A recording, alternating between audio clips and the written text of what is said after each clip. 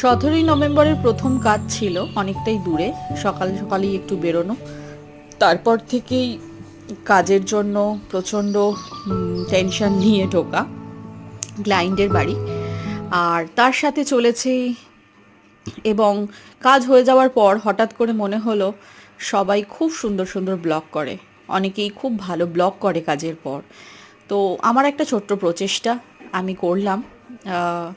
এছাড়া আর একটা কথা বলার সত্যি খুব দরকার ছিল, সেটা হচ্ছে যে আমি অনেক দূরে দূরে লোকেশানে গিয়েই কাজ করে থাকি নর্মালি। এছাড়া আমার কাজ পার্সোনালি যাদের সত্যি ভালো লাগে তারা অবশ্যই আমাকে কন্ট্যাক্ট করতে পারেন। আমি অনেকটাই দূরে গিয়েই কাজ করে থাকি, আমার কোনো অসুবিধে নেই, এবং আমি সাধারণত কাজ করতে ভীষণ ভালোবাসি। তো প্লিজ কন্ট্যাক্ট করবেন।